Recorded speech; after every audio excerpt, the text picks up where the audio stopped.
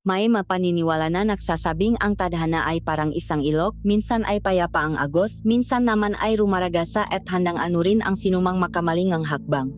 Para sa akin at sa aking tiyo Kael, ang tadhana ay isang malupit na agos na nagtulak sa amin papalayo sa pampangang katarungan, patungo sa isang dagat ng kasinungalingan. Ako si Elara, at ito ang simulang aming kwento. Isang kwentong pagtakas mula sa rehas na bakal patungo sa isang kulungang hindi gawa sa ordinaryong metal, kundi sa purong kadiliman. Ang gabi ay malamig at walang awa, kasabay nga walang tigil na pagbuhos ng ulan na tila nakikidalamhati sa aming sinapit. Bawat patak na tumatama sa aming nga katawan, ay kasing laming na ang seldang aming nilisan. Inakay ako ni Tiyo Kael habang tinataha namin ang masukal na gubat. Ang nga paa namin ay lumulubo sa makapal at malakit na putik. Ang tanging liwanag namin ay ang pilit na paksilip ng buwan sa maulap, at ang tanging musika ay ang malakas na kabog ng aming madibdib. Isang ritmong takot na baka kami ay maabutan. Hindi kami mga kriminal, ngunit sa matang batas. Kami ang may sala sa pagkamatay ni Marco, ang matalik na kaibigan ng aking tiyo. Isang gabi masaya silang nag-inuman, kinabukasan isa na lamang malamig na bangkay si Marco, at kami ang itinuturong salarin. Wala kaming kalaban-laban. Sa gitnang pagmamadali, sa isang madulas na bahaging daan, isang maling tapak ang naglagay sa akin sa bingit ng kamatayan. Dumulas ang aking paa at wala nang nagawa si Tiyo Kael kundi ang mapatingin habang nilalamon ako ng dilim ng isang malalim na bangin. Ang huli kong narinig ay ang kanyang malakas na sigaw na puno ng pag-alala. Nang imulat ko ang aking mamata, ang matinding kirot sa aking binti ang unang bumati sa akin. Sinubukan kong tumayo ngunit isang matalim na sakit ang pumigil sa akin. Sa itaas, dinig ko ang tini ni Tiyo Kael, nahahanap, sumisigaw sa gitna ng ulan. Nawalan na ako ng paasa hanggang sa isang munting liwanag ang sumayaw sa kadiliman. Isang parol. Mula sa likod nito ay isang matandang lalaki na may mahinahong mukha at mga matang tila nakakaintindi ng aming pinagdadaanan. Ako si Mang Lando. Sabi niya sa malumanay na boses, ang pinuno ng Baryo Kalimot, huwag kayong makalala. Ligtas na kayo. Ibinaba niya ang isang lubid at tinulungan si Tiyo Kael na makababa para tulungan ako. Habang buhat-buhat ako paakyat, hindi ko maiwasang makaramdam ng kakaibang kaba. Paanong may isang baryo sa gitna ng ganito kakapal na gubat? Bakit tila napakabait niya? Walang tanong na namutawi sa aming ngalabi. Ang mahalaga ay ang tulong na inaalok niya. Ngunit habang sinusundan namin ang ilawng kanyang parol palayo sa bangin, isang malamig na hiwaga ang yumakap sa akin, mas malamig pa sa buhos ng ulan. Pakiramdam ko, hindi kami nakatakas patungo sa kaligtasan. Bagkus ay dinala kami ng tadhana sa isang panganib na mas malalapas sa kamatayan. Dinala kami ni Mang Lando sa isang bahay na tila ba isinukang ang panahon. Ito ang pinakamalaki sa lahat ng kabahayan sa baryo, gawa sa matitibay na tablang ang kahoy na pinatanda ng daan-daang teg-ulan at teg-araw. Walang ibang tao sa labas, ngunit sa bawat binta ng aming nadadaanan, may maaninong mabilis na nagtatago, mamatang sumusulyap na punong pag-usisa at tila pag-ingat. Ang hangin mismo ay tila bumibigat, may amoy ng basang lupa, nabubulok na dahon, at isang bagay na hindi ko pa may paliwanag. Dahan-dahan ako inilapa ni Tiyo Kael sa isang papa na yari sa kawayan, na agad na lumiha ng isang mahinang langit-ngit na umalingaw-ngaw sa katahimikan ng buong kabahayan. Ang tanging liwanag ay nakmumula sa isang gasera na nakapatong sa isang maliit na mesa. Ang apoy nito ay sumasayaw at lumilihangam nga aninong gumagalaw sa mga dingding na tila may sariling buhay. Sandali at tatawagin ko ang mag-asikaso sa iyo, wika ni Mang Lando bago ito tuluyang pumasok sa isang madilim na silid. Bumalik siya kasama ang dalawang tao. Ang isa ay isang babaeng payat. Ang maguhit sa kanyang mukha ay hindi nagsasabing ang edad kundi ang hirap at pihati. Ang kanyang nga mata ay walang kislap, tila dalawang malalim na balon na walang laman. Ang kasama niya ay isang binatang marahil ay kaedad ko lang, si Rico. Nakayuko ito palagi. Ang mga mata ay laging nakatutok sa sahig na kahoy na para bang may isang napakahalagang bagay doon na siya lang ang nakakakita. Siya, si Aling Sela, pagpapakilala ni Mang Lando. At ito naman si Rico. Huwag kayong mag-alala, sanay si Sela sa panggagamot na masugat. Walang ngiti o anumang emosyon sa mukha ni Aling Sela. Lumapit siya sa akin. Ang bawat galo ay kalkulado at walang bahid ng pagmamadali. Inilabas niya ang isang palanggana ng maligamgam na tubig at isang malinis na basahan. Kasunod nito ay isang maliit na bayong na punong iba't ibang uringang dahon at ugat na kakaiba ang amoy. Habang hinuhugasan niya ang aking sugat, naramdaman ko ang lamig ng kanyang nga kamay. Hindi ang init na inaasahan mo mula sa isang taong nag-alaga. Bawat damping basahan sa aking balat ay nakdudulot matinding kirot. Ngunit mas matindi pa ang kaba na aking nararamdaman sa tuwing magtatama ang aming nga mata. Si Rico naman ay tahimik lang na nakabot nam nga kagamitan kay Aling Sela. Isang beses sinubukan kong ngitian siya, isang pagtatangkang maganap ng koneksyon sa lugar na ito, ngunit mabilis niyang ibinaling ang kanyang tingin na parabang ang pagtingin sa akin ay isang kasalanan. Habang ginagamot ako, si Tio Kaal naman ay hindi mapakali. Nagmamasid siya sa bawat sulok ng bahay. Napansin niya ang makakaibang simbolo na inukit sa hambangang pinto. Mahugis na hindi pamilyar sa kanya kahit pa isa siyang manggagamot na may alam sa malumang paniniwala. Sinubukan niyang kausapin si Aling Sela. Maraming salamat po sa inyong tulong, Ale. Hindi namin alam ang gagawin kung hindi kayo dumating. Ang tanging isinagot ni Aling Sela ay isang tango. Ang mata ay nanatiling nakapokus sa aking binti. Matapos lagyan ng bendang may madinikdik na dahon ang aking sugat, nagayin sila ngang isang mainit na sabaw at kanin. Doon lang nagsalitang muli si Mang Lando, at ang kanyang masalita ay tila makadanang ikinabit sa aming nga paa. Malugot namin kayong tinatanggap sa aming munting baryo. Panimula niya na may pilit na ngiti. Ngunit may makaugalian kami ritong sana ay inyong igalang para sa mapayapang pananatili ninyo. Humigop muna siya ngang sabaw bago nagpatuloy. Unang-una, dito sa Baryo Kalimot sagrado ang gabi. Naniniwala kami na sa paglubok ng araw, ang mga espiritu ng gubat ay gumigising. Kaya pakpatak ng alas 6 ng gabi, lahat ng tao sa baryo ay dapat nasa loob ng kani-kanilang tahanan. Ito ay para na rin sa inyong kaligtasan. Maraming mababangis na hayop sa paligid. Ang kanyang paliwanag ay tila makatwiran, ngunit may diin sa kanyang boses na nagpapahiwatig na hindi lang hayop ang dapat katakutan. Itinuro niya ang isang madilim na pasilyo sa gilid ng sala at ang pangalawa aniya. Ang kanyang boses ay bumaba na tila isang babala, ang huling silit sa dulo ng pasilyong iyan. Iyon ang aming dambana, isang banal na lugar para sa aming nga ninuno. Mahigpit na ipinagbabawal ang sinuman na pumasok o kahit sumilip man lang doon. Ang paglapastangan sa lugar na iyon ay paglapastangan sa buong baryo. Tumingin siya sa amin ng diretso. Ang kanyang mga mata ay seryoso at nakbabanta. Pagkatapos ng hapunan, iniwan na nila kaming tatlo. Ang katahimikan na naiwan ay mas nakakabingi pa kaysa sa ingay ng ulan sa labas. Tanging ang mahinang sitsik ng apoy ng gasera ang maririnig. Tumingin sa akin si Tio Kaal. Ang kanyang mukha ay puno ng pag-alala na pilit niyang tinatago. Magpahinga ka na, Elara. Bulong niya. Kailangan mong lumakas. Pero ipangako mo sa akin, hindi ka magtitiwala basta-basta. Maging alerto ka sa lahat ng oras. May kakaiba sa lugar na ito. Ang kabaitan nila, may kapalit. At pakiramdam ko, hindi aksidente ang pagkakapatpat natin dito. Tumango ako, ngunit ang aking isip ay lumilipat. Sinubukan kong ipikit ang aking nga mata, ngunit ang imahe nga malamig na tingin ni Aling Sela, ang takot sa mga mata ni Rico, at ang nga mahiwagang babala ni Mang Lando ay paulit-ulit na naglalaro sa aking isipan. Ang sakit sa aking binti ay wala kumpara sa takot na unti-unting gumagapang sa aking puso. Ang bahay na ito, na dapat sanay maging aming kanlungan, ay biglang naging isang malaking hawla, at ang mataong tumulong sa amin, na dapat sanay aming tagapagligtas, ay tila mabantay, na naghihintay lamang sa tamang sandali para ipakita ang kanilang tunay na anyo. Sa gabing iyon, sa ilalim ng bubong ng Baryo Kalimot, naintindihan ko na ang aming pagtakas ay hindi pa tapos. Sa katunayan, ito ay nagsisimula pa lamang. Lumipas ang 3 araw. Ang pamamagang aking binti ay unti-unting nawawala. At ayon kay Tio Kaal, ang nahalamang gamot na ipinahit ni Aling Sela sa kabila ng aming pagdududa ay epektibo.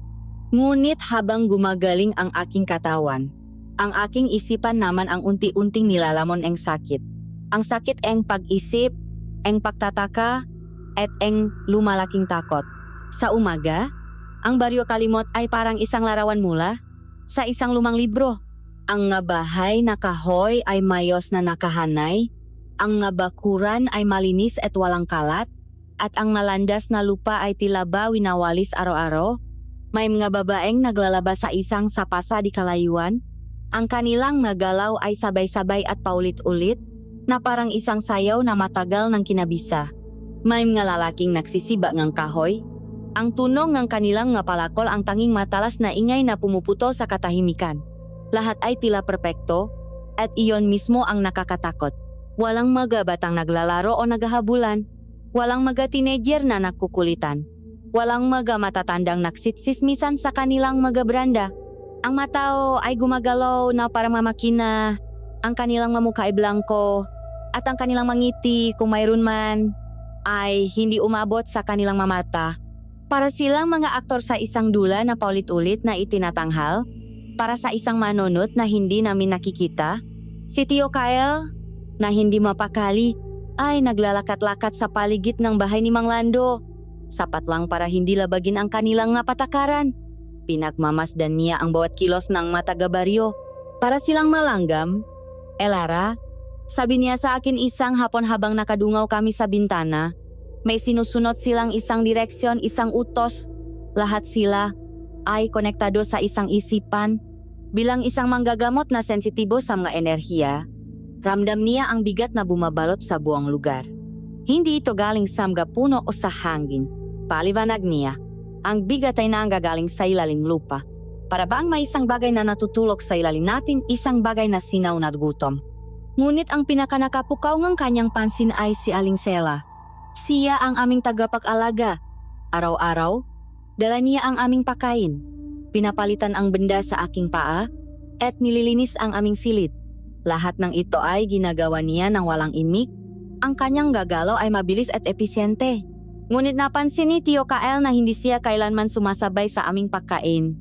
Hindi rin siya umiinom ng tubig mula sa aming pitsal. Nakatayo lang siya sa isang sulok, nakmamasit, na para bang sinisigurado niyang naubos namin ang bawat butil ng kanin at bawat patak ng sabaw. Isang gabi, habang abala ako sa pagkain, sinenyasan ako ni Tio na tumingin sa direksyon ni Aling Sela. Nahuli namin siyang nakatitik sa akin, hindi isang tingin ng pag-alaga, kundi isang tingin ng matinding pagkagutom, na para bang ako ang pagkain at hindi ang nasa plato ko. Ang kanyang malabi ay bahagyang nakaawang, at sa isang saglit, nakita ko ang dulo ng kanyang dila na dumila sa kanyang ngalabi. Nang mapansin niyang nakatingin kami, mabilis siyang nag-iwas ang tingin at bumalik sa kanyang karaniwang blangkong ekspresyon. Ngunit huli na ang lahat. Nakita namin. At ang nakita namin ay nagtanim ng yelo sa aming mga puso. Ang pinakakakilakilabot na pangyayari ay naganap noong ika-4 na araw. Tanghaling tapat. Ang sikat ng araw ay nakakapasong tumatama sa lupa. Mula sa aming bintana, pinapanut ko ang karaniwang eksena. Ang nga babaeng naglalaba. Ang nga lalaking nagsisiba ang kahoy. Ang isang matandang nag-ayos ng kanyang bubong. At bigla, na parang pinindot ang isang buton, lahat sila ay huminto. Sabay-sabay, ang tunong palakol ay tumigil. Ang pahampas ng damit sa bato ay natigil, lahat ng galaw ay nagelo. Pagkatapos, sa isang kilos, na tila galing sa isang katawan. Lahat sila ay tumingala. Ang kanilang mamuha ay direktang nakatutok sa araw. Hindi sila kumukurap. Ang kanilang mamata ay bukas na bukas. Sinasalubong ang nakakasilaw na liwanag na parabang ito ang kanilang Diyos. Ang eksena ay tumagal nga mga 10 segundo, ngunit para sa akin, ito ay isang walang hanggang sandali ngang purong kabaliwan. Pagkatapos, kasabay ngang isang hindi marinig na hudyat, lahat sila ay yumuko at nakpatuloy sa kanilang maginagawa na parabang walang nangyari. Ang ritmo ng baryo ay bumalik, ngunit para sa akin, ang ilusyon ng normalidad ay tuluyan ng nabasak. Nanginginig kong isinalaysay kay Tio Kyle ang aking nakita. Hindi siya nagulat.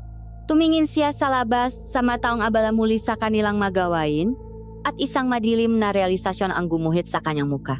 Hindi sila mga tao, Elara. Bulong niya. Ang kanyang boses ay puno nga siguraduhan. O kung sila man ay tao dati, hindi na ngayon. Sila ay masisidlan na lamang. Mga katawang walang sariling isip. At ang araw-araw nilang ginagawa ay hindi trabaho, Ito ay isang ritual. Isang mahabang panalangin sa kung anumang sinasamba nila. Sa gabing iyon, habang nakahiga sa aking papak, hindi ko na maramdaman ang sakit ng aking sugat. Ang tanging nararamdaman ko ay ang pagiging isang daga na nakulong sa isang hawla ng maahas. Alam kong bawat kilos namin ay pinakmamasdan, bawat salita ay pinakikinggan. Hindi na ito isang lugar ng pagtatago. Ito ay isang bitag. At dahan-dahan, nararamdaman ko ang paksara ng ngapangan nito sa amin. Ang maunang araw ng pag-asa ay napalitan ng isang malinaw na katotohanan.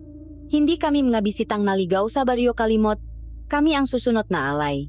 At ang bawat paglubog na araw ay isang paalala na papalapit na ang oras ng eming pag-alay sa dambana ng kanilang sinasamba. Ang ikalimang araw ay nagdala ng kakaibang pagbabago sa aming kapaligiran. Ang langit ay mas madilim kaysa karaniwan.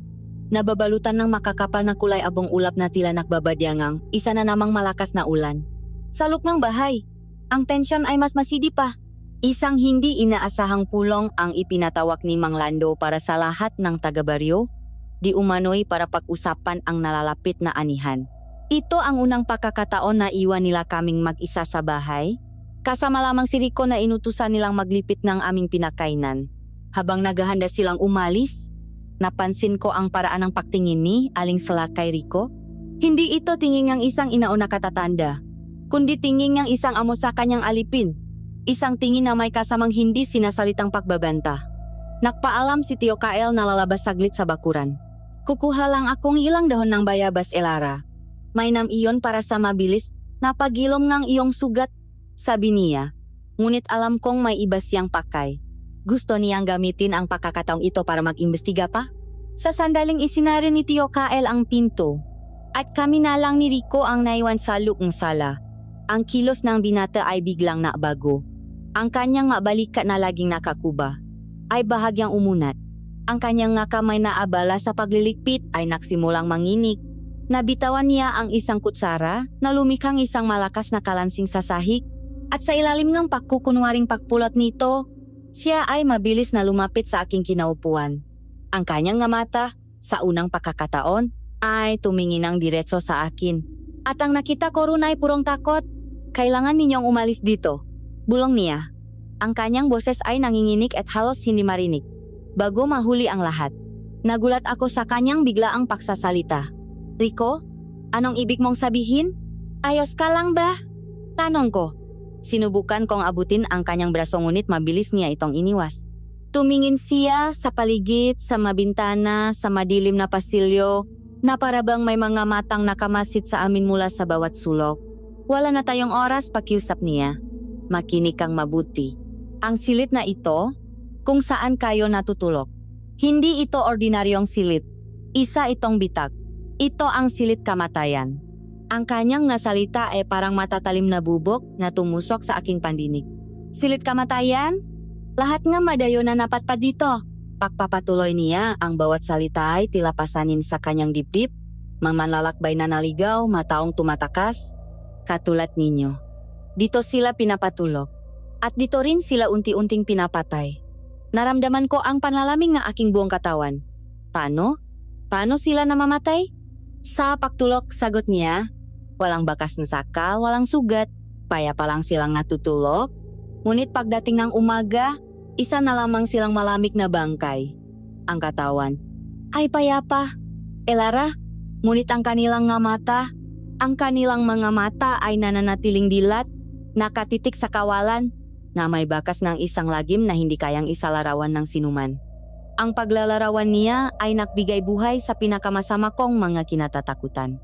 Sino ang gumagawa nito? Si Aling Sala ba? Bulong ko pabalik. Sa pagbanggit kong pangalan, ang mukha ni Rico ay namutla na parang papel. Umiling siya ng mabilis. Ang kanyang gamatay ng laki sa sinda. Shh! Huwag mong babanggitin ang pangalan niya. Sawe niya. Nandiyan lang siya. Palagi siyang nakikinig. Ang madingding, ang sahig. Lahat sila ay may tainga. Ang takot niya ay nakakahawa. Nagsimula na rin akong makiramdam na tila may nakmamasid sa amin. Darating siya, duktong ni Rico, kapag mahimbing na ang tulog ninyo. Papasukin niya ang inyong nga panaginip. At doon, Dahan-dahan niyang uubusin ang inyong hininga hanggang sa wala ng matira. Hanggang sa ang panaginip ay maging isang walang hanggang bangungot. Bubuksan ko pa sana ang aking bibig para magtanong kung sino ang tinutukoy niyang siya, ngunit isang kaluskos mula sa labas ang nakpatigil sa amin. Mangayabak, papalapit. Ang katawan ni Rico ay nanigas na parang bato. Sa isang iglap, ang binata na punong takot ay naglaho at bumalik ang Rico na walang emosyon, ang alipin. Mabilis niyang kinuha ang plato at tumayo ng tuwid. Ang tingin ay muling ibinalik sa sahig. Bumukas ang pinto at pumasok si Aling Sela. Mas maaga siyang bumalik kaysa sa inaasahan. Ang kanyang nga mata ay parang sa isang ahas. Nagpapalipat-lipat ng tingin mula kay Rico patungo sa akin. Tapos na ba ang pulong? Tanong ko. Pilit kong pinapakalma ang aking boses. Hindi niya sinagot ang tanong ko. Sa halip, may problema ba dito? Tanong niya pabalik. Ang kanyang boses ay kasing tulis ng yelo. Alam kong may napansin siya. Isang mabilis na pagsisinungaling ang lumabas sa aking bibig. Wala po, Aling Sela. Naitanong ko lang po kay Rico kung kailan ako maaring maglakat-lakat para masanay muli ang aking paa. Tinitigan niya ako ng matagal. Isang tingin na tila tumatagos hanggang sa aking kaluluwa. Sinusuri kong ako ay nagsasabing ang toto. Sa huli, tumango siya ng marahan at sinanyasan si Rico na sumunod sa kanya sa kusina. Pagkaalis nila, doon palang ako nakahinga ng maluwag. Pumasok si Tio Kael. Dala ang ilang dahon. Isang tingin pa lang sa aking mukha. Alam na niyang may nangyari. Ano iyon, Elara? Tanong niya agad. Ikinuwento ko sa kanya ang lahat. Ang silit kamatayan. Ang bisitang namatay sa pagtulok. Ang babala tungkol sa isang siya na pumapasok sa mapanaginip. Habang nagsasalita ako, ang mukha ni Tio Kael ay nagbago mula sa pag-aalala patungo sa isang malamig na determinasyon. Bangungot, bulong niya sa sarili, na parabang isang lumang palaisipan ang biglang nabuo sa kanyang isipan. Kaya pala walang bakas, hindi pisikal ang pag-atake, espiritual. Sila ay binabangungot hanggang sa mamatay. Tumingin siya sa akin, ang kanyang mata ay nag-apoy sa tapang. Ang babala ni Rico ay isang biyaya. Ngayon, alam na natin kung paano sila lumalaban. At hindi na tayo magiging matupan na naghihintay na katayin. Kung sa panaginip ang kanilang larangan, haharapin natin sila ron. Mamayang gabi, Elara, hindi ka matutulog mag-isa. Ako ang magbabantay. At sisiguraduhin kong sa pagpasok niya sa iyong panaginip, isang sorpresa ang sasalubong sa kanya. Ang babala ni Rico ay isang susi, ngunit hindi ito susi para sa aming paglaya. Ito ay susi sa pintongin isang bangungot na malapit na naming pasukin. Ngunit sa pagkakataong ito, hindi kami papasok ng walang kalaban-laban. Dahil ang aking tiyo, si Kael, ay hindi lamang isang manggagamot. Siya rin ay isang mandirigma laban sa kadiliman. At ang laban ay magsisimula ngayong gabi. Ang hangin sa labas ay nagsisimula ng lumamig. At ang makuliglig ay nag-umpisa na sa kanilang walang katapusang awitin. Sa loob ng bahay, ang liwanag ng gasera ang tanging lumalaban sa kadilimang dahan-dahang gumagapang mula sa bawat sulok. Pagkatapos ng isa na namang hapunan na punongang hindi sinasalitang nga tanong at nakakabinging katahimikan. Si Aling Sela ay abala sa pagliligpit sa kusina habang kami ni Tio Kael ay naiwan sa sala. Ito na ang sandaling hinihintay ng aking tiyo. Ang kanyang mukha ay kalmado. Ngunit ang kanyang mata ay matalas na parang sa isang agila. Bawat kilos niya ay may layunin. Inilabas niya ang dahon ng bayabas na kanyang nakuha kanina. Kasama ang isang maliit na supot na naglalaman ng mapinatuyong dahon na hindi ko nakilala. Elara? Sabi niya sa isang boses na sapat lang ang lakas para marinig sa kusina. Ang sugat mo ay magaling na? Ngunit para makasiguro tayong hindi ito ma-impeksyon at para mas mabilis kang makalakat, gagawa ako ng isang espesyal na langis. Ito ay isang lumang reseta na itinuro pa sa aking ng aking lolo. Sumunod ako sa kanyang dula. Talaga po, tiyo? Ano po ang sangkap niyan? Tanong ko. Pilit kong tinatago ang pangingining na aking boses. Inilatak niya ang dahon sa isang malinis na tela, dahon ng bayabas para sa impeksyon, langis ng niyog bilang base, at ang pinakamahalaga, itinaas niya ang isang dakot ng maitim at tuyong dahon na tila bilugan ang hugis. Dahon ng duhat. Mabisa itong pangontra sa masasamang hangin at nagpapabilis ng pagilom ng kalamnan. Ang pagbanggit sa dahon ng duhat ay sinadya. Sa lumang alamat, ang duhat, lalo na ang usok nito, ay kinatatakutan ng maaswang at masasamang espiritu. Kumuha si Tio Kael ng isang maliit na lusong-lusungan at dahan-dahan niyang dinikdik ang matuyong dahon. Ang bawat bayo ay lumilikha na isang tunok na tila ba isang ritual. Isang panawagan sa isang laban na hindi pa nagsisimula. Mula sa kusina, narinig ko ang biglaang pagtigil ng pahuhugas ng pinggan. Alam kong nakikinig si Aling Sela. Pagkatapos madikdik ang madahon, inihalo ito ni Tio Kael sa isang maliit na palayok na may langis ng niyok. Itinapat niya ito sa ibabaw ng apoy ng gasera. Kailangan lang natin itong painitin ng bahagya, paliwanag niya, para lumabas ang bisang madahon at manuot ito sa langis. Habang umiinit ang langis, isang manipis at halos hindi makitang usok ang nagsimulang umakyat mula sa palayok. May dala itong isang kakaibang amoy, isang pinahalong bango niyok at isang bahagyang pait mula sa dahon ng duhat. Ang amoy ay hindi masangsang, ngunit mayroon itong isang uri ng kalinisan, isang sagradong halimuyak na tila nakpapagaan sa mabigat na hangin saluk ng bahay. At doon nagsimula ang reaksyon. Isang malakas na kalabok ang narinig namin mula sa kusina. Tila isang takip ng kaldero ang nahulog sa sahig. Aling Sela? Ayos lang po ba kayo? Tanong ni Tio Kael. Ang kanyang boses ay puno ng pakukunwaring pag-alala. Walang sagot. Ang tanging narinig namin ay isang pigil na tunok na parabang may isang taong sinusubukang umubo ngunit pinipigilan ang sarili. Nagpatuloy si Tio Kael. Mas inilapit pa niya ang palayok sa apoy. Ang usok ay bahagyang dumami. At ang amoy ay mas naging matingkat. Kasunod nito ay isang serye nga malalakas at tuyong pag-ubo mula sa kusina. Hindi na napigilan. Parang isang taong sinasakal. Hirap na hirap huminga. May narinig din kaming tila tunog ng kukong kumakaskas sa pader na kahoy. Ang buho sa aking batok ay nagsimulang manindik. Aling Sela? Tawa muli ni Tio. Mas malakas ngayon.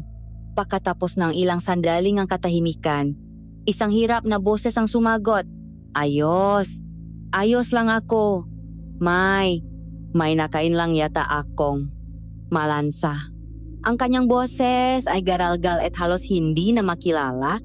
Ilang saglit pa, lumabas siya mula sa dilim ng kusina. At ang aming nakita ay napatigil sa pagtibok ng aming nga puso. Ang mukha ni Aling Sela ay mapulang-mapula na mamaga at pinapapawisan ng malapot. Ang kanyang likat mga braso ay puno nga pantal na tila makagat ng malalaking langgam. Ang kanyang pahinga ay mabigat at mabilis. At ang pinakakakilakilabot sa lahat ay ang kanyang makamay. Walang tigil siya sa pagkakamot sa kanyang sarili. Ang kanyang mahabang kuko ay nag-iwan ng mga mapupulang guhit sa kanyang balat na tila ba gusto niyang tanggalin ang sarili niyang balat.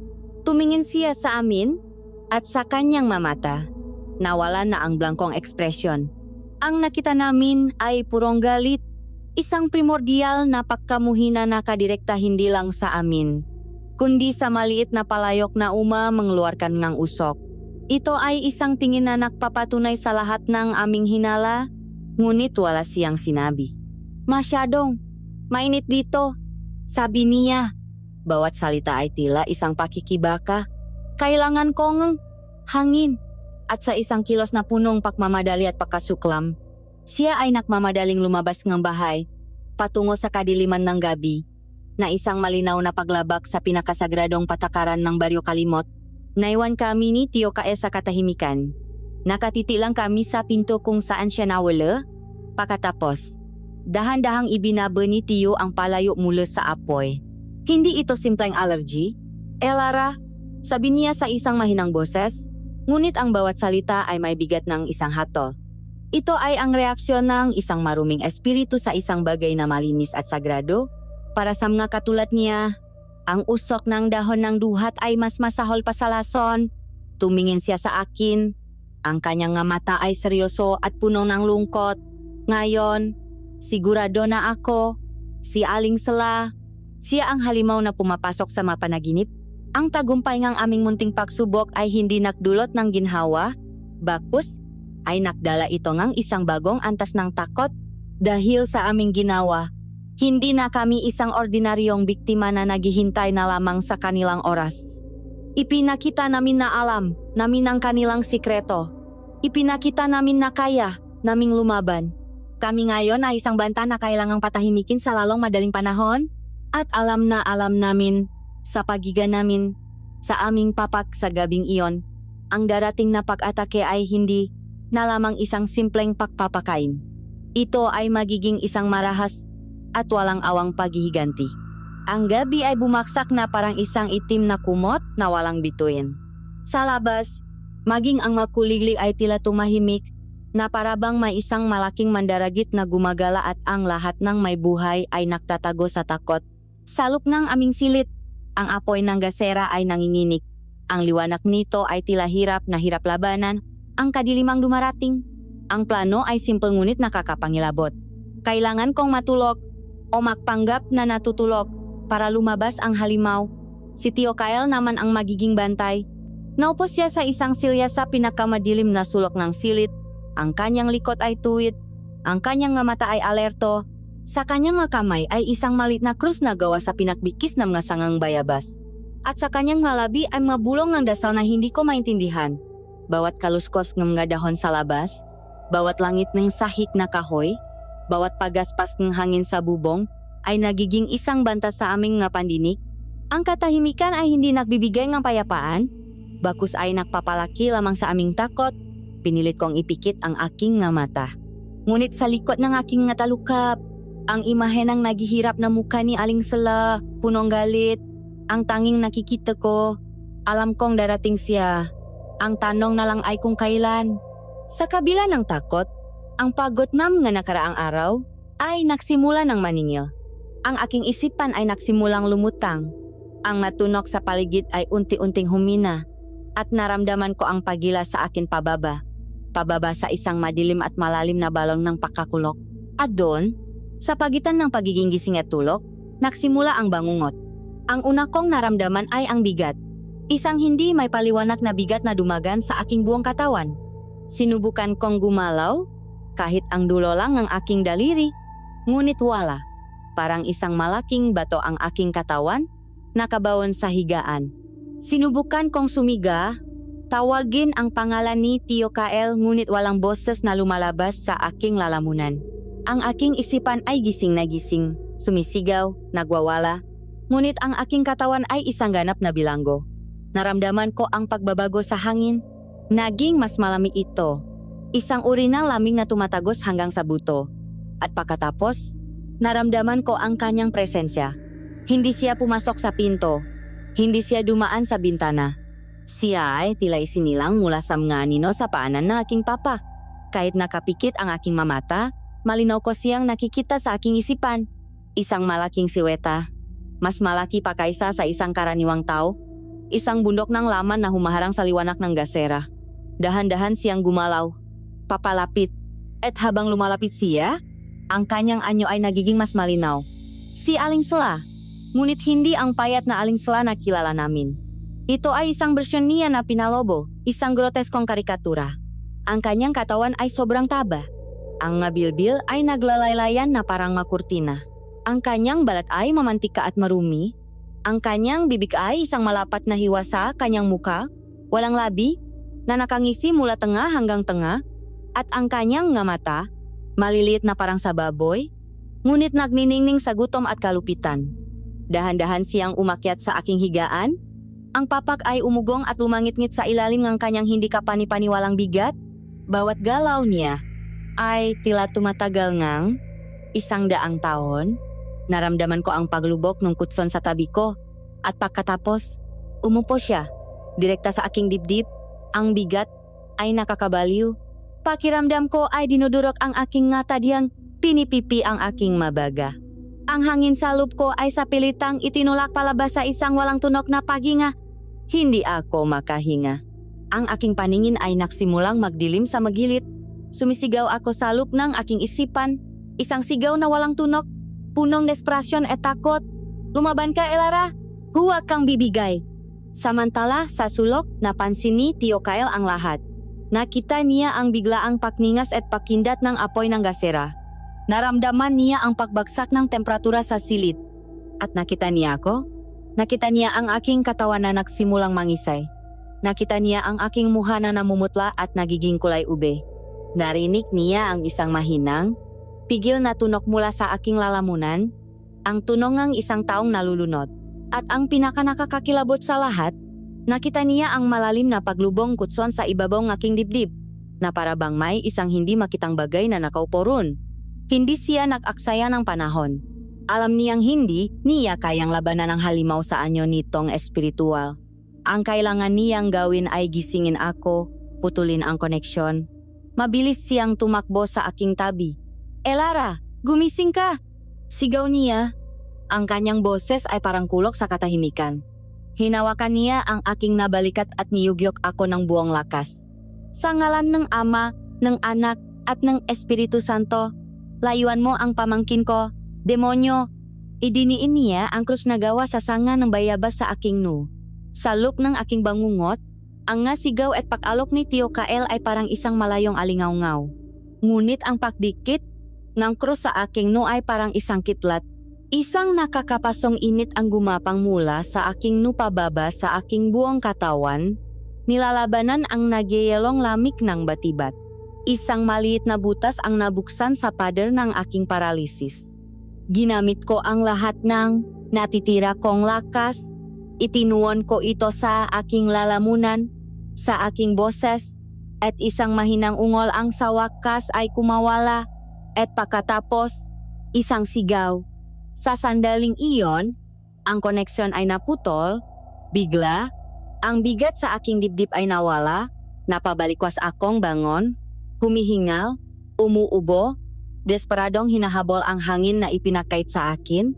Ang aking nga kamay ay nakahawak sa aking dibdib, na masakit na parang binukbok, nanginginig ang aking buong katawan.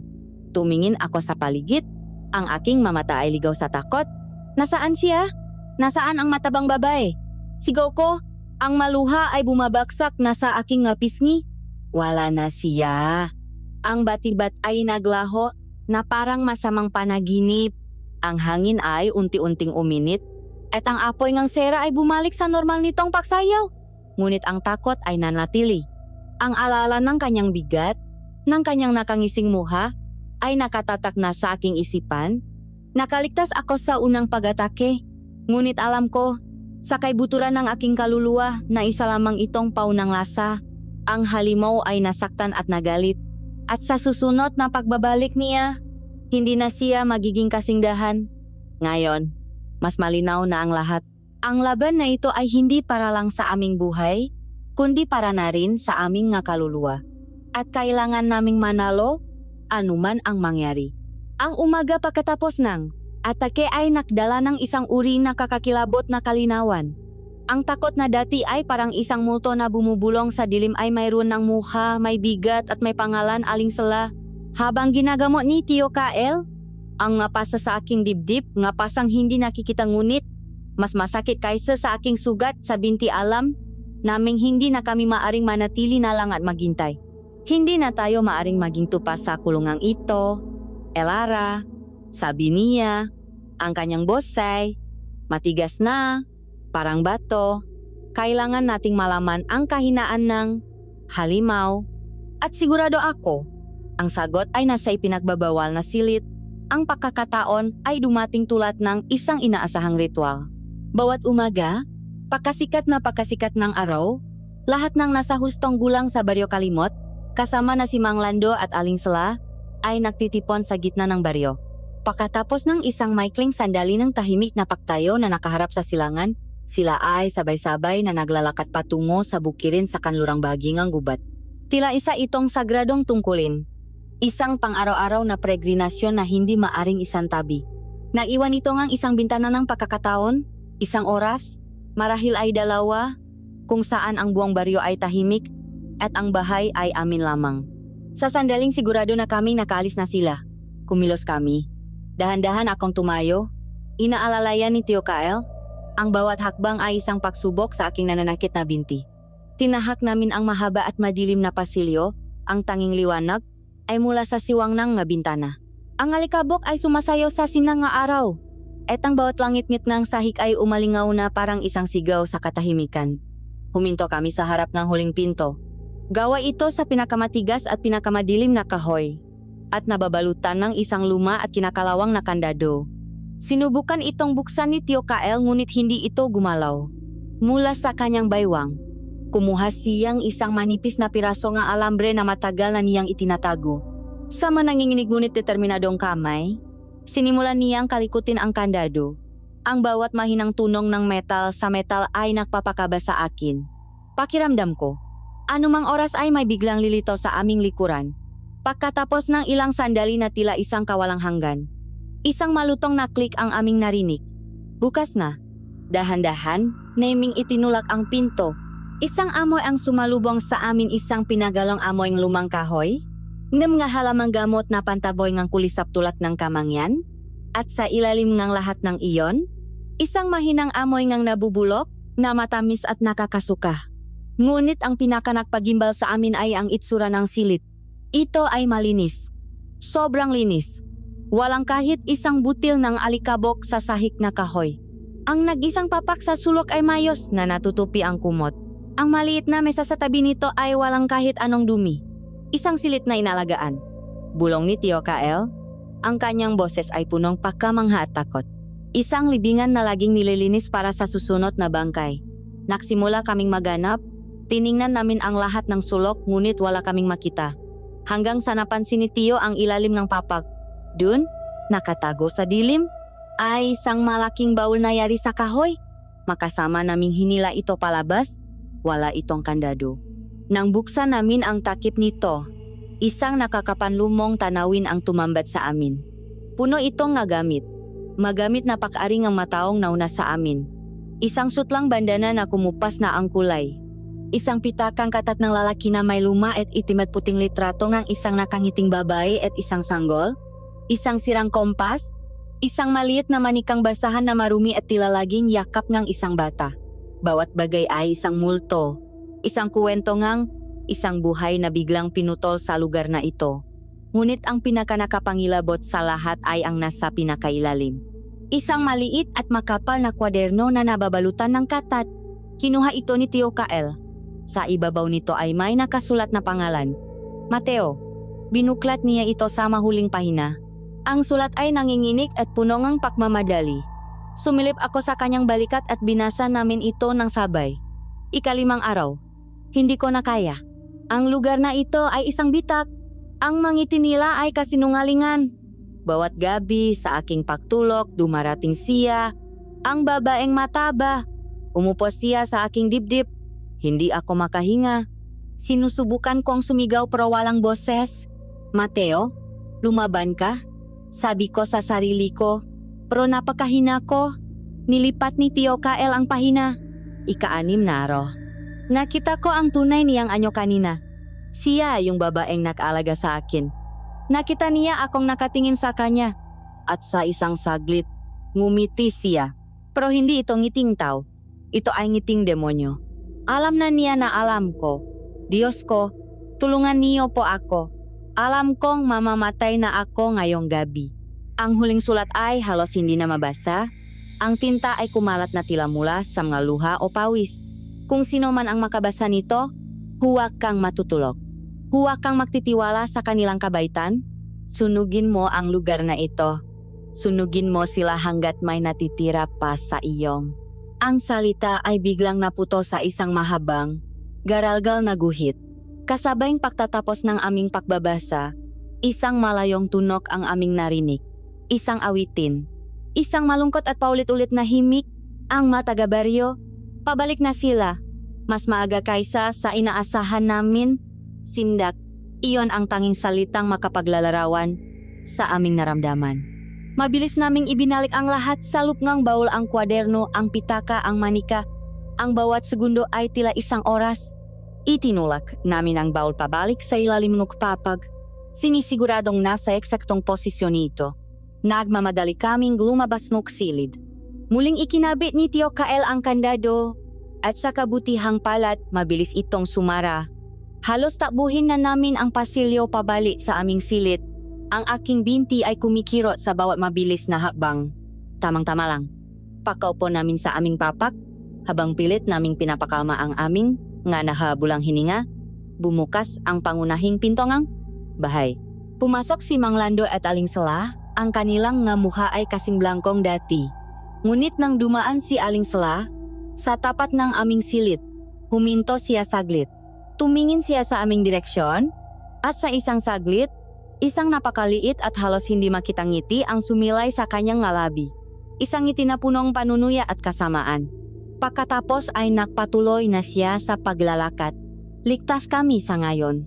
Ngunit ang kaalamang aming nakuha ay isang mabigat na pasanin. Ang baw sa ilalim ng kama ay hindi lang naglalaman ng nga gamit. Naglalaman ito ng mahuling hininga, ng mga huling panalangin, ng mga kaluluwang sumisigaw ng hustisya. At sa aming pagbabalik sa aming silid, dala namin hindi lang ang aming sariling takot, kundi ang bigat ng kanilang nga kwento. Alam na namin ngayon, ang susunod na hakbang ay hindi na pagtatago. Ito ay paharap sa halimaw ng direkta. Ang gabi ng pagtutuos ay dumating ng hindi namin inaasahan. Ang hapunan ay inihain tulad ng dati. Ang sabaw ay mainit, ang kanin ay puti. At ang katahimikan ay kasing kapal ng putik sa labas. Si Mang Lando ay nasa kabiserangang mesa, ang kanyang mukha ay kalmado. Si Aling Sela ay naghahain, ang kanyang magalaw ay muli na namang naging parang sa isang makina. Tila ba ang nangyari kagabi ay isang masamang panaginip lamang? Ngunit alam namin ni Tio Kael ang totoo. Nakita namin ang pamumula sa ilalim ng kanyang balat na hindi pa rin nawawala at ang paraan ng pag-iwas niya ang tingin sa gasera na naglalaman ng put. Alam naming hindi na kami maring makpatuloy sa ganitong pagkukunwari. Oras na para sirain ang maskara. Sinimulan ito ni Tio Kael sa isang paraan na hindi ko inaasahan. Hindi sa isang sigaw o akusasyon, kundi sa isang malungkot na kuwento. Mang Lando, panimulan niya. Ang kanyang boses ay malumanay ngunit may bigat, tila masama ang naging tulok ni Elara kagabi. Binangungot siya. Tumingin si Mang Lando, bahagyang interes. Ganun ba? Dala sigurong pagod at ngang kanyang sugat. Marahil nga po, sagot ni Tio Kael. Ngunit kakaiba ang kanyang panaginip. Tungkol daw ito sa isang lalaking nangangalang Mateo. Sa pakbangit ng pangalan, isang kutsara ang nahulok mula sa kamay ni Aling Sela. Lumihang isang matunog na kalansing sa sahi na kahoy. Hindi siya pinansin ni Tio Kael at nagpatuloy.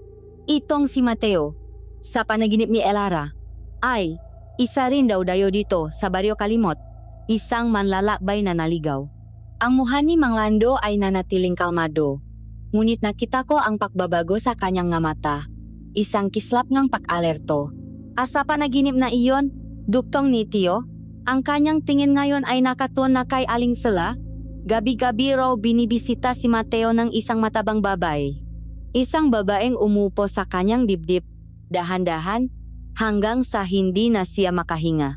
Hanggang sa ang kanyang nga sigaw ay manatili na lang sa loob ng kanyang isipan. Ang pahinga ni Aling Sela ay nasimulang bumigat. Ang kanyang makamay ay nangingini na habang pinupulot ang kutsara. Mapanaginip lang iyan, Kyle, sabi ni Mang Lando. Sinusubukang bawiin ang kontrol sa usapan.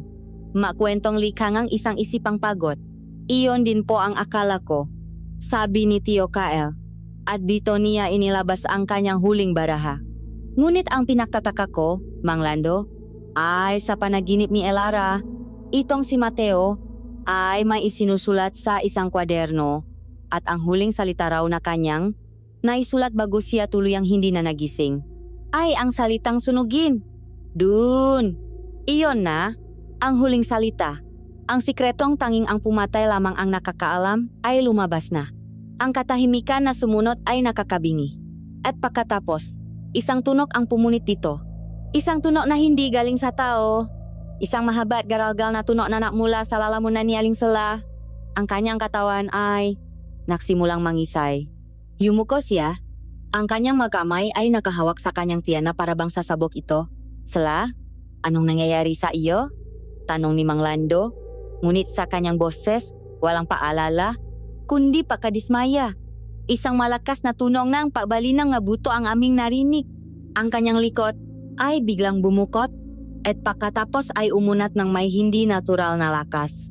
Ang kanyang payat na katawan ay nagsimulang lumobo na parang isang lobo. Ang kanyang damit ay nakandasira. Hindi na kinaya ang mabilis na paglaki ng kanyang katawan. Ang kanyang balat ay pumutla at naging mamantika. Ang kanyang mabraso at binti ay lumapat at umikli. Ang kanyang muka, Diyos ko, ang kanyang muka. Ang kanyang bibig ay humiwalay at lumapat. Ang kanyang ngalabi ay naglaho at napalitan ng isang itim na butas na puno ng maliliit at matutulis na ngipin. Ang kanyang mata ay lumiit hanggang sa maging dalawang tuldok na naknininging sa galit. Sa loob lamang ng ilang segundo, ang babaeng kilala namin bilang Aling Sela ay nawala. Ang nakatayo ngayon sa kanyang lugar ay ang halimaw mula sa aking bangungot, ang Batibat. Isang nakakabinging atungal ang kumawala mula sa bibig nito, isang tunok na punong galit at sakit, at sa isang kisap mata, ito ay sumugot hindi sa akin, kundi kay Tio Kyle, ang taong naglantad sa kanyang sikreto. Ngunit ang aking tiyo ay handa. Sa paatake na halimaw, mabilis siyang umiwas sa gilid. Mula sa ilalim ng kanyang damit, inilabas niya ang isang maliit at makintap na balisong. Ang bakal nito ay may kakaibang itim na kulay. Matagal ko nang inihanda ito para sa mga katulad mo. Sigaw niya. Mula sa kanyang bulsa, dumukot siya ngang isang dakot ng abo at asin at inihagis ito sa mukha ngang Batibat. Sumirit ito na parang kumukulong mantika at ang halimaw ay umaray sa sakit. Nakbibigay kay Tio Kyle ng pagkakataon. Ang sumunod ay isang marahas na sayawng kamatayan. Itinumba ng Batibat ang mesa. Ang maplato at pakain ay nakalat sa sahig. Ang bigat nito ay umanik sa buong bahay. Bawat hampas ng kanyang malalapat na kamay ay kayang dumurok ng buto. Ngunit si Tio Kyle ay maliksi. Umilak siya, sumusugot, at iniwanan ng kanyang balisong ang malilit ngunit malalalim na hiwa sa makapal na balat ng halimaw. Sumigaw si Tio, "Elara, ang gasera!" Naintindihan ko agad. Kinuha ko ang mainit na gasera at buong lakas na inihagis ito sa Batibat. Tumama ito sa likod nito. Nabasag. At ang nag-apoy na gas ay kumalat sa balat nito. Isang buhay na sulo ang halimaw. Ang atungal nito ay lalong lumakas, isang halong sakit at mas matinding galit. Habang abala ito sa pag-apula ng apoy sa kanyang likod, nakita ni Tio Kyle ang kanyang pagkakataon. Sa buong lakas, sumugot siya at isinaksak ang itim na balisong sa tagiliran ng Batibat. Sa pagitan ng nabilbil nito, kung saan niya hinalang na ron ang puso nito. Isang huling, nakakayanik na sigaw ang pinakawala ng nilalang. Ang katawan nitong nagliliyap ay nagsimulang umurong, na parang isang lobong tinusok at nawawalan ng hangin. Ito ay natunaw, hindi sa dugo at laman, kundi sa isang maitim at mabahong likido na kumalat sa sahig.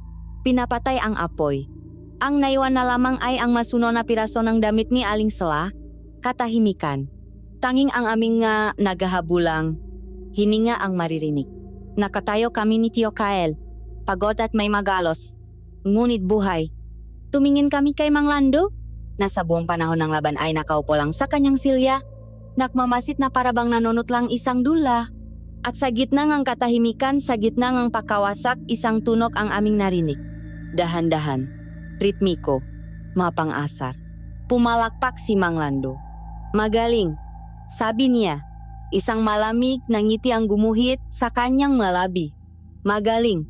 Nakapasa kayo sa unang pagsubok. Napatay namin ang halimaw." Ngunit sa tunog ng mabagal na palakpak ni Mang Lando, sa kanyang masalitang walang bahid ng takot o gulat, naintindihan namin ang isang mas masahol na katotohanan. Si Aling Sela ay hindi ang reyna sa larong ito. Isa lamang siyang piyesa, at sa harap namin ngayon, nakangiti, ay ang tunay na hari. Katahimikan. Iyon ang sumunod sa marahas na paglaho ni Aling Sela. Isang katahimikan na mas nakakabingi kaysa sa kanyang atungal, mas mabigat kaysa sa kanyang bigat. Nakatayo kami ni Tio Kyle sa gitna ng nawasak na sala. Ang aming dibdib ay humahabol sa hininga. Ang aming katawan ay nananakit. Sa sahig, isang maitim at kumukulong likido ang tanging ebidensya ang halimaw na aming nilabanan. At sa gitna ng lahat ng iyon, si Mang Lando at ang kanyang mabagal, mapang-asar na palakpak. Itinuto ni Tio Kyle ang kanyang duguang balisong sa matanda. "Sino ka?" sigaw niya. Ang kanyang boses ay pagod ngunit punong galit. "Ano ang lugar na ito? Magsalita ka." Tumigil sa pakpalakpak si Mang Lando. Isang malamig na ngiti ang gumuhit sa kanyang ngalabi. Isang ngiti na hindi umaabot sa kanyang nga mata. Dahan-dahan siyang tumayo. Ipinakpak ang hindi naman maruming damit na parabang ang karahasang naganap ay isa lamang maliit na abala. Ako? Tanong niya. Ang kanyang boses ay kalmado at tila nagtuturo. Ako ang pastol. At ang matagarito. Sila ang aking kawan. Ikinumpas niya ang kanyang kamay sa paligid. Nagtataka. Bakayo kung bakit ganito sila. Kung bakit may kakaiba sa kanilang makilos. Sa kanilang katahimikan. Akala ninyo ba si Sela lang ang naiba dito? Humalakak siya. Isang tunok na tuyo at walang saya. Kawaawang nga tupa. Hindi ninyo naiintindihan. Ang baryo Kalimot ay hindi isang simpleng baryo. Ito ay isang simbahan. Isang kongregasyon.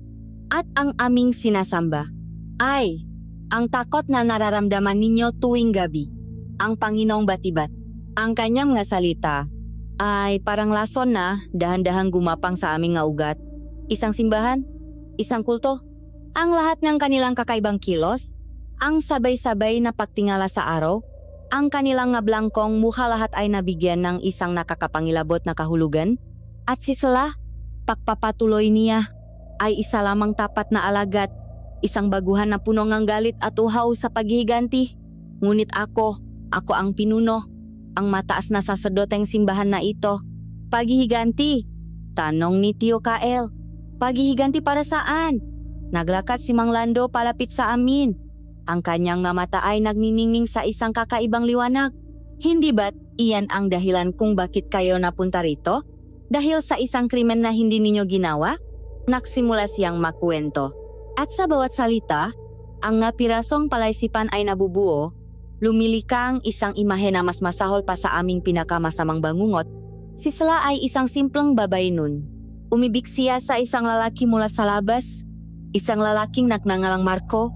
Ibinigay niya ang lahat, ang kanyang puso, ang kanyang katawan. At ano ang ginawa ng kaibigan mo, Kael? Iniwan niya si Sela. Iniwan niya ito ng wasak ang puso at may dinadalang bungang kanilang pagmamahalan sa kanyang sinapupunan. Napatingin ako kay Tio Kael. Ang kanyang mukha ay nagpapakitang gulat at hindi paniniwala. Sa kanyang pagdurusa, napatpat si Sela rito, sabi ni Mang Lando. At nakita namin ang kanyang sakit. Nakita namin ang kanyang galit. Kaya binigyan namin siya ng isang regalo. Ang kapangyarihan para maningil ng kanyang utang. Anong ibig mong sabihin? Tanong ni Tio Kael. Hindi lason ang pumatay kay Marco? Sagot ni Mang Lando na may ngiti. Ang pumatay sa kanya ay ang sarili niyang konsensya, ang sarili niyang takot. Gabi-gabi, binisita ni Sela ang kanyang nga panaginip.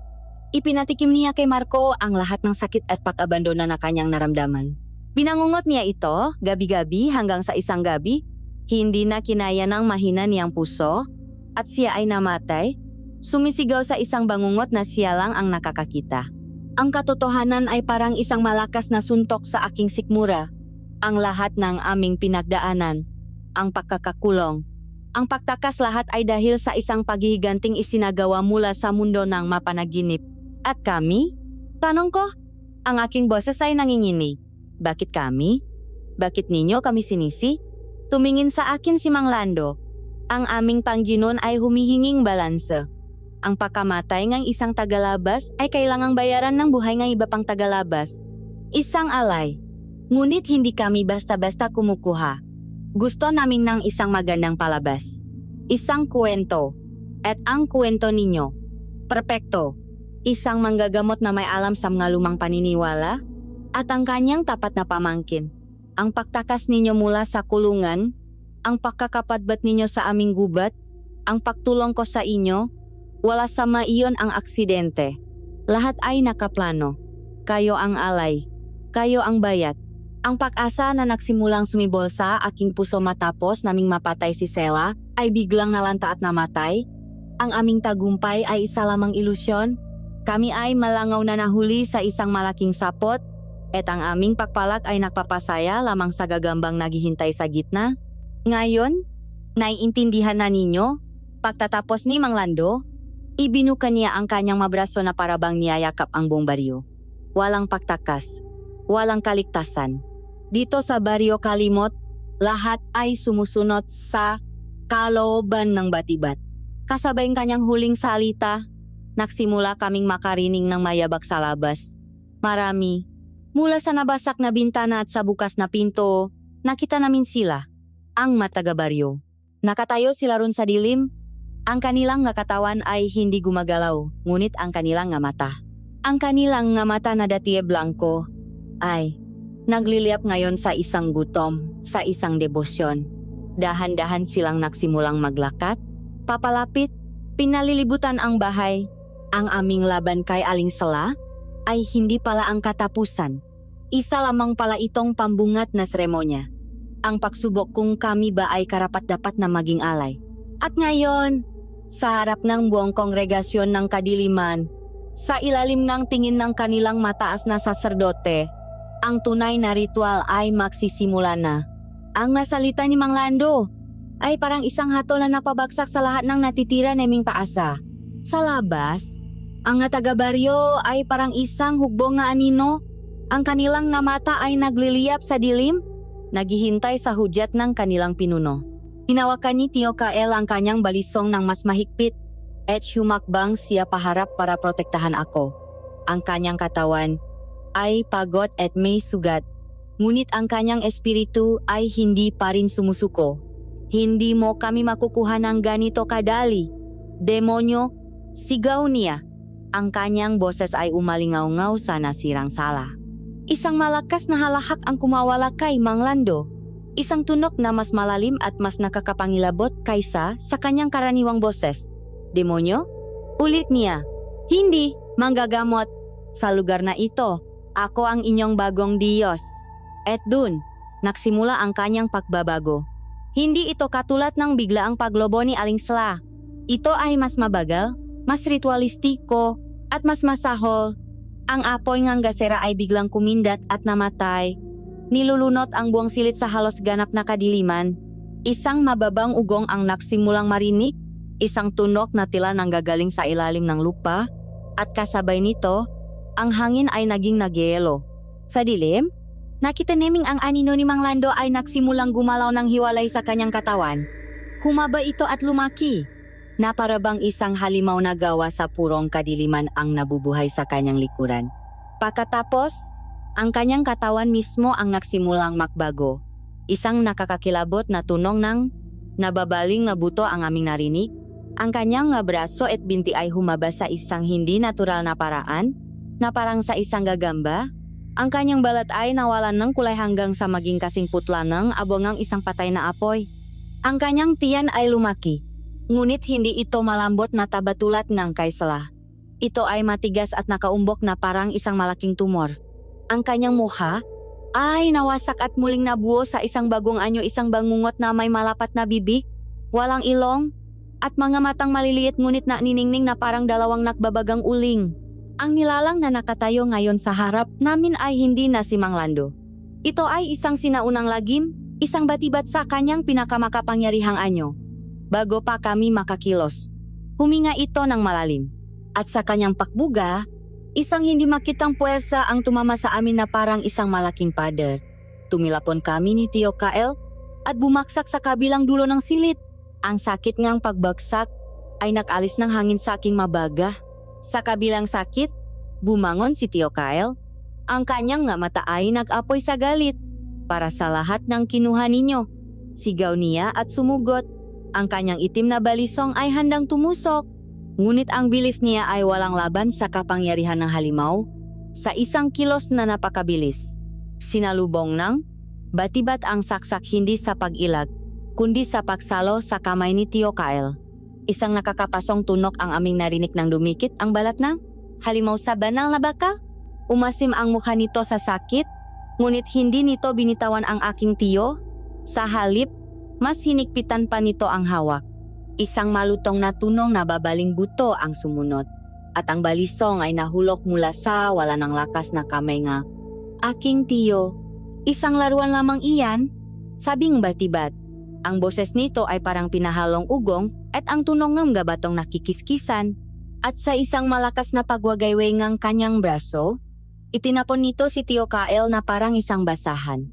Bumaksak siya sa mga labingang mesa, umubong dugo, at hindi na muling gumalaw. Tiyo, sigaw ko. Ngunit ang aking boses ay nawala sa takot. Ang nagbabagang nga mata nga halimaw ay bumaling na ngayon sa akin. Dahan-dahan itong humakbang papalapit. Ang bawat yabak ay nagpapayanik sa sahig. Alam kong katapusan ko na. Ngunit sa halip na isang mabilis na pag-atake, huminto ito. Ibinuka nito ang kanyang malapat na bibig. Ngunit hindi isang atungal ang lumabas kundi usok.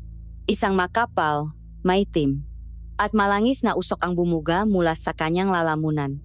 Mabilis nitong pinuno ang buong silid, mas madilim pa kaysa sa gabi sa labas. Hindi ito ordinaryong usok. Mayroon itong bigat na parabang may sarili itong buhay. At ang amoy, isang matamis na halimuyak na parang nabubulok ng mga bulaklak na nang aakit nang aanyaya sa iyong kaluluwa na magpahinga, magpakailanman. Sa paglanghap kong usok, isang hindi mapigilang antok ang gumapang sa aking buong katawan. Ang aking matalukap ay naging parang mabato na pilit na bumabagsak. Ang aking nabinti ay nanghina at ayaw ng sumunot. Lumaban ako. Kinagat ko ang aking labi hanggang sa magdugo para manatiling gising. Kinurot ko ang aking braso. Ngunit walang epekto. Ang kapangyarihan ng antok ay parang isang malakas na agos na humihila sa akin pababa sa isang madilim na dagat. Mula sa aking kinatatayuan, nakita ko si Rico na kanina pa nakatago sa isang sulok, na bumaksak sa sahig, mahimbing na sa kanyang pagkakatulog. Tumingin ako kay Tio Kael, pilit niyang inaangat ang kanyang ulo, lumalaban, ngunit ang kanyang mata ay unti-unti ring pumipikit. Ako na lang ang natitira, ngunit ang aking lakas ay paubos na. Lumuhod ako, ang aking paningin ay nanlalabo na. Ang mundo sa paligid ko ay naging isang pinahalong anino at dilim. Ang huli kong nakita ay ang dambuhalang anyong ang batibat. Nakatayo sa aking harapan, ang kanyang nagbabagang, mamata ay nakatitik sa akin na tila isang nagwagi. Ang huli kong narinig ay isang mahinang halahak, isang tunong tagumpay na umalingaw-ngaw sa aking isipan habang tuluyan na akong nilalamon ng kadiliman. Tiyo, paalam, iyon ang huling salitang aking isipan. Sa aking pakpikit, sa ilalim ng kapangyarihan ng itim na usok, alam kong hindi na ako muling gigising sa mundong ito. Nalamon na kami, nang walang katapusang bangungot ng Baryo Kalimot. Ang kadiliman na lumamon sa akin ay hindi isang simpleng kawalan ng liwanag. Ito ay isang presensya, isang malamig at mabigat na kumot na bumalot hindi lang sa aking nga mata, kundi pati na rin sa aking kaluluwa. Naramdaman ko ang aking sarili na lumulutang sa isang walang hanggang kawalan, isang isip na walang katawan, isang alaalang walang pangalan. Pagkatapos, isang pamilyar na takot ang nagsimulang gumapang pabalik. Ang bigat, muli, naramdaman ko ang bigat sa aking dibdib, iminulat ko ang aking nga mata, at natakpuan ko ang aking sarili na nakahiga muli sa papak sa aming silit.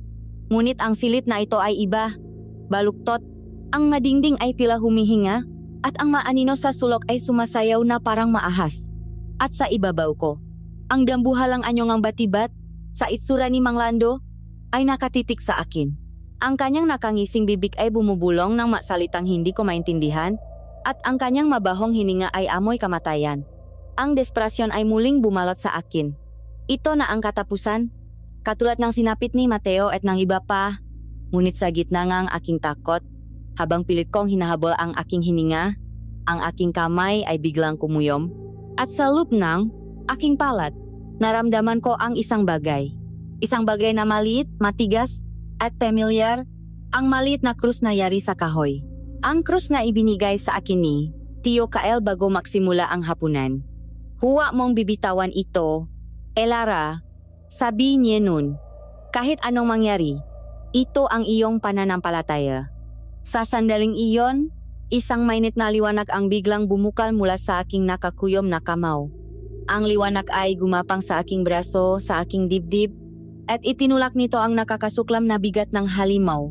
Sa unang pagkakataon, nakahinga ako ng maluwag. Sa gulat, ang batibat ay napaatras.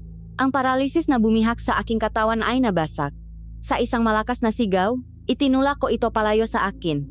Dun, sa gitna ng baluktot na silit, naintindihan ko, ito ay isang panaginip, isang bangungot.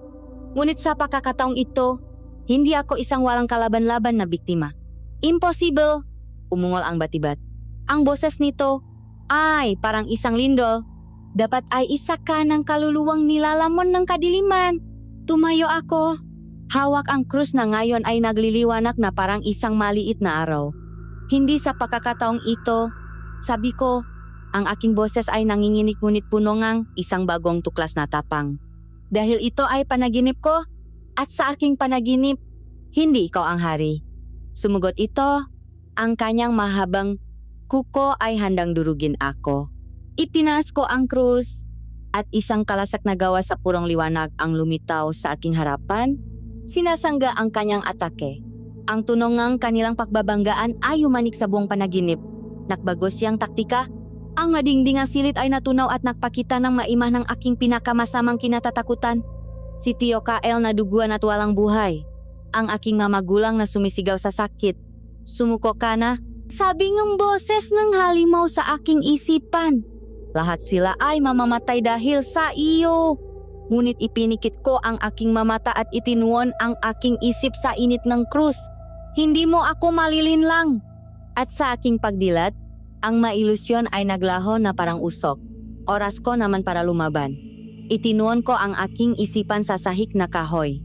Sa isang utos ng aking kalooban, ang nga tabla ay naging parang mabaging nagumapang at pumulupot sa mabinting ng Batibat. Ikinukulong ito. Nakpumiglas ito.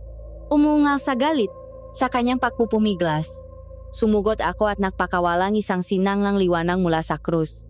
Tumama ito sa kanyang dibdib. At sa isang saglit, isang bagay na kakaibang nangyari.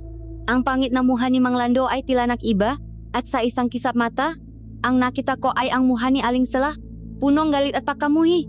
Sela? Bulong ko. Isang halahak na pinahalong boses ni Mang Lando at Sela ang sumagot. Ang mangmang na matandang iyon ay isa lamang si Sidlan, sigaw nito. Ako ang tunay na kapangyarihan dito. Ako ang galit. Ako ang paghihiganti. Ngayon, naintindihan ko na ang espiritu ni Sela ang kumokontrol sa lahat. Ang katawan ni Mang Lando. Isa lamang mas malakas na kasangkapan. Alam ko na ang kailangan kong gawin. Kailangan kong sirain ang pinakugat ng kasamaan. Sa huling pagkakataon, itinuon ko ang lahat ng aking lakas. Inutusan ko ang ngadingding na lumapit na parang isang higanteng kamao na nagsasara, ginigipit ang halimaw sa gitna. Wala na itong matakbuhan. Habang ito ay abala sa pagwasak sa mga dingding na gumigipit sa kanya, iyon ang aking pagkakataon. Tumakbo ako ng buong bilis. Iniwasan ko ang isang desperadong pahampas ng kanyang kamay. At sa isang kilos na puno ng pananampalataya at desperasyon, ipinasok ko ang aking kamay, kasama ang nagliwanag na krus, salop ng kanyang nakabukas at umuungal na bibig. Isinaksak ko ito ng malalim sa kanyang lalamunan. Ang halimaw ay biglang nanigas. Ang ngatungal nito ay napalitan ng isang pigil na tunong ng pakasakal. Isang nakakasilaw na liwanag ang nagsimulang magmula sa loob ng kanyang katawan. Ang liwanag ay lumabas sa kanyang nga mata, sa kanyang bibig at sa nga siwang ng kanyang balat. Ang kanyang buong katawan ay nanginginig ng marahas. Isang huling, nakakayanig na sigaw ang kanyang pinakawalan. Isang sigaw na hindi nagaling sa mundong ito. Isang sigaw ng isang kaluluwang tuluyang pinupunit. At pagkatapos, sa isang nakakasilaw na pagsabog, ang Batibat ay sumabog, hindi sa dugo, kundi sa isang ulap ng gintong alabok na dahan-dahang naglaho sa liwanag. Ang baluktot na silit, ang buwang bangungot ay nagsimulang gumuho. Ang sahig ay nawala sa ilalim ng aking napaa. Nahulog ako sa isang walang katapusang dagat ng puting liwanag. At pagkatapos, isang malakas na pahinga. Ang aking mamata ay biglang bumukas. Ang una kong naramdaman ay ang lamig ng sahig na kahoy sa aking likod. Ang una kong nakita ay ang maunang sinak ng araw na pumapasok sa masirang bintana. Ang una kong naamoy ay ang malinis na hangin ng umaga. Wala na ang mabahong amoy ng usok. Wala na ang bigat. Ilang talampakan mula sa akin. Umubo si Tio Kael at dahan-dahang gumalaw. Nasaan? Nasaan tayo? Ungol niya. Ang kanyang boses ay mahina. Nanginginig. Tiningnan ko ang aking palat. Ang maliit na krus na kahoy ay naroon pa rin mainit sa aking pagkakadampi. Ang maluhang pagod at ginhawa ay nagsimulang dumaloy sa aking nga pisngi. Nasa umaga na tayo, Tio? Bulong ko. Nasa umaga na. At sa unang pagkakataon sa loob ng maraming araw, naniwala ako, ang liwanag na gumising sa amin ay hindi katulad ng anumang liwanag na nakita ko. Ito ay mainit, toto, at tila ba hinuhugasan nito ang lahat ng dumi at lagim ng nakaraang gabi. Dahan-dahan kaming bumangon ako, si Tio Kael, at si Rico na nagsisimula na ring makamalay. Ang aming makatawan ay punong galos at pasa, ngunit kami ay buhay. Kami ay humihinga. Tumingin kami sa paligid. Ang sala ay isang ganap na wasa na lugar, ngunit wala na ang maitim na likido ni Aling Sala, wala na ang mabigat at masamang enerhiya ni Mang Lando. Ang natira na lang ay isang luma at ordinaryong bahay na kahoy. Sumilip kami sa labas. At isang mas kakaibang tanawin ang aming nakita. Ang Baryo Kalimot, na dati mayos at malinis, ay tila tumanda ng 100 taon sa loob lamang ng isang gabi. Ang mabahay ay bulo na, ang mabubong ay may butas, at ang matataas na damo ay tumutubo na sa mabakuran. Wala ni isang tao. Ang mga taga-baryo ay naglaho na parang bula. Ang kapangyarihan na bumubuhay sa lugar na ito ay nawala na. Sabi ni Tio Kael, ang kanyang boses ay mahina ngunit punong kasiguraduhan. Ang baryo ay patay na. Walang dahilan para manatili pa. Inalalayan namin ang isa't isa. Ang aming nga sugat ay nagsisilbing paalala ng laban na aming pinagdaanan. Naglakat, kami palayo sa bayan ng mamulto. Hindi na muling lumingon. Bawat hakbang palayo sa gubat ay isang hakbang patungo sa liwanag. At alam namin kung saan kami pupunta. Sa gitna ng daan, huminto kami. Tapos na ang pagtatago. Sabi ni Tio Kael, nakatingin sa akin at kay Rico. Haharapin natin ang batas kang matao. Ngayong natalo na natin ang batas kang mga demonyo. Ang itsura namin pagdating sa pinakamalapit na istasyon ng pulis ay sapat na para magdulot ng komosyon, duguan, marumi, at pagod. Ang aming kuwento ay parang galing sa isang pelikula ng katatakutan, isang kuwentong hindi nila pinaniwalaan. Para sa kanila, kami ang ngapuganteng matagal na nilang hinahanap. Ngunit may isang bagay na nakpabago sa lahat, si Rico. Sa gitnang pagtatanong, habang pilit niyang inaalala ang kanyang nakaraan, mga pira-pirasong alaala ang nagsimulang bumalik. Isang pangalan ng kumpanya, isang lumang address. Sa una, binalewala ito ng mga pulis. Ngunit dahil sa pagpupumilit ng isang batang opisyal, sinubukan nilang suriin ito at doon, isang milagro ang nangyari. Si Rico, ang batang alipin ng Baryo Kalimot, ay ang nawawalang anak palangang isang kilala at mayamang pamilya na 10 taon nang nawawala. Ang muling pakikita ni Rico at ng kanyang tunay na magulang ay isang eksena ng punong luha at pasasalamat. At ang kanilang pasasalamat sa amin ni Tio Kael, ang nga taong kasama ng kanilang anak sa kanyang pagbabalik, ay walang hanggan. Ang pera ay hindi kayang bilhin ang hustisya, ngunit kaya nitong buksan ang mapintong isinara ng kasinungalingan. Sa tulong ng pamilya ni Rico at ng kanilang magagaling na abogado, ang kaso ng pagkamatay ni Marco ay muling binuksan. Isang bagong autopsya ang isinagawa at ang resulta ay malinaw, acute pancreatitis. Walang lason. Ang puso ni Marco ay bumigay dahil sa matinding stress, isang medikal na paliwanag para sa bangungot. Kami ni Tio Kael ay napawalang sala, lumipas ang 5 taon, ang sugat ay nagilom. Ang mabangungot ay unti-unting naging mamalabong alaala na lamang. Ang buhay ay nagpatuloy. Sa isang maliwanag na hapon ng linggo, sa isang malit na bahay na may hardin na puno nga bulaklak at halamang gamot, ang lahat ay payapa. Si Tio Kael, na ngayon ay mas may edad na ngunit mas masigla ang anyo, ay abala sa paghahalo ng nga ugat para sa isang kapitbahay na may rayuma. Tuluyan na niyang niyakap ang kanyang tungkulin bilang isang manggagamot na gumagamit ng kaalaman para sa kabutihan. Sa bakuran, si Rico ay nag-ihawng barbecue. Ang usok nito ay may dalang amoy ng kasiyahan. At ako naman, nakaupo sa isang silyang tumba habang hinihimas ang aking malaking tiyan. Mahal, sigurado ka bang ayaw mo nitong inihaw? Biro ni Rico. Baka mamaya, kamukha ko ang maging itsura ng anak natin kung hindi mo titikman. Napangiti ako. Manahimik ka. Matapos ang lahat ng pinagdaanan natin, mas gugustuhin kong maging kamukha mo siya kaysa sa kahit kanino. Lumapit si Tio Kael sa amin. Dala ang isang baso ng malamig na tubig. Hayaan niyo na ang itsura, sabi niya. Ang mahalaga ay malusok siya at sisiguraduhin kong sa kanyang paglabas, kumpleto siya sa maanting-anting at pangontra. Naktawanan kaming lahat. Isang tunok na matagal nang nawala sa aming buhay. Ang Baryo Kalimot ay isang bangungot na laging magiging bahagingang aming nakaraan. Ang mapaklat na iniwan nito sa aming makatawan at sa aming maalaala ay hindi na kailanman mabubura. Ngunit ang mapaklat na ito ay hindi na simbolo ng takot. Sila ngayon ay simbolo ng aming lakas, ng aming katatagan, at ng aming pagwawagi.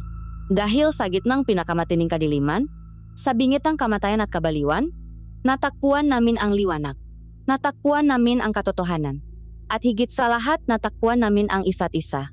Ang bawat pagsikat ng araw ay isang paalala na ang lahat ng bangungot ay may katapusan. At kami ang gamaswerteng nakaligtas para salubungin ang bawat bagong umaga.